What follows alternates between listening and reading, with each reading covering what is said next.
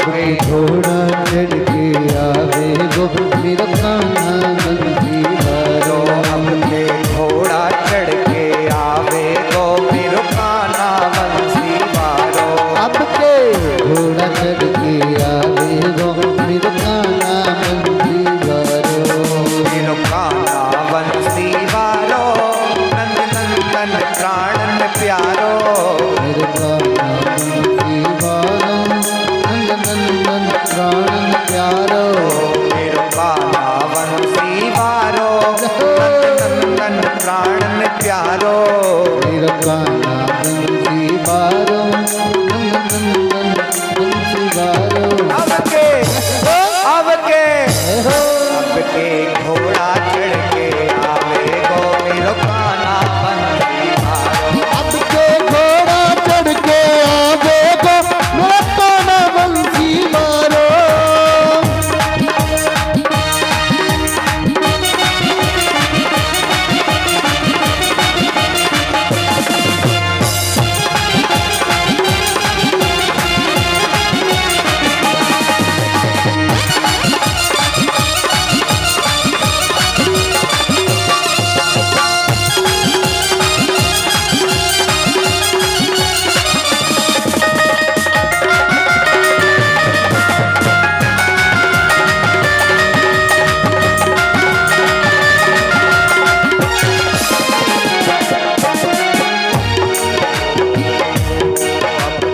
घोड़ा चढ़ के आवे गो मेरो कान्हा बंसी वारो।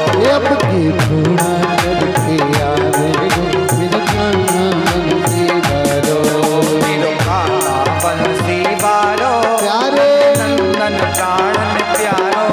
मेरा कान्हा बंसी वारो नंद नंदन प्राणन प्यारो। मेरो कान्हा बंसी वारो नंदन प्राणन प्यारो।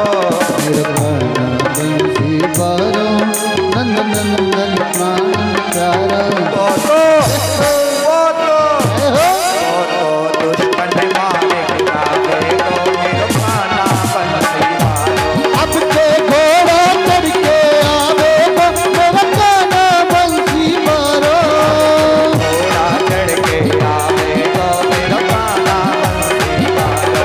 अब के घोड़ा चढ़ के आवे गो मेरा कान्हा बंसी वारो।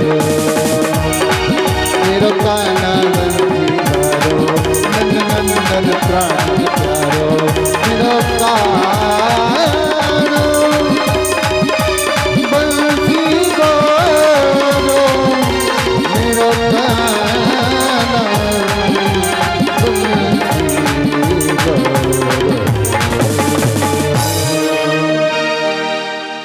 बोलो कल की भगवान की जय। इस प्रकार से भगवान के अवतार हुए हैं। ये भगवान के अवतार का वर्णन किया है। भगवान के वैसे तो असंख्य अवतार हैं, लेकिन 24 अवतारों का वर्णन श्री वेद व्यास जी महाराज ने किया है। भगवान के इन 24 अवतारों को जो प्रातः काल और सायंकाल स्मरण करता है, उसके जन्म जन्म के दुख दारिद्र नष्ट हो जाता है। अब ऐसे तो भूल जाएंगे, तो भक्तमाल जी में एक पद है कि जय जय मीन वराय कमठ नर हरि बलि वामन परशुराम रघुवीर कृष्ण कीर्ति जग पावन बुद्धि कल की अरु व्यास पिथु हरिहंस मनवंतर यज्ञ ऋषभ है ग्रीव ध्रुव वरदेन धनवंतर बद्रीपति दत्त कपिल देव सनकादिक करुणा करो 24 रूप लीला रुचिर श्री अज्ञदास उर पद धरो 24 रूप लीला रुचिर श्री अज्ञदास उर पद धरो। जो भगवान के इन 24 अवतारों का स्मरण करता है, नाम लेता है, उसके जन्म जन्म के दुख दारिद्र नष्ट हो जाते हैं। बोलो भक्त वत्सल भगवान की जय। इस प्रकार से भगवान के अवतारों की कथा को गाया है वेद व्यास जी महाराज ने। अब यहां से प्रारंभ होती है दुर्गा सप्तशती,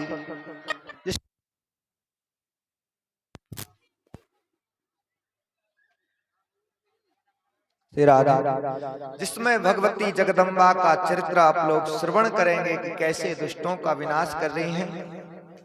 बोलो जगत जननी जगदम्बा मैया की जय हो। एक महिषासुर नाम का दैत्य हुआ।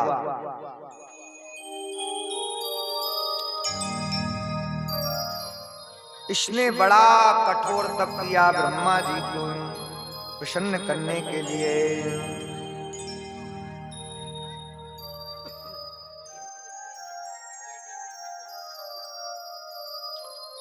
और इस महिषासुर ने ऐसा कठोर तप किया, सुमेरु पर्वत पर जाकर के, कि ब्रह्मा जी इसके तप से प्रसन्न हो गए। और जब प्रसन्न हो गए तो हंस पर बैठ करके ब्रह्मा जी आए और कहने लगे कि मैं तुम्हारे तप से प्रसन्न हूं, हे महिषासुर वरदान मांगो, वरदान मांगो।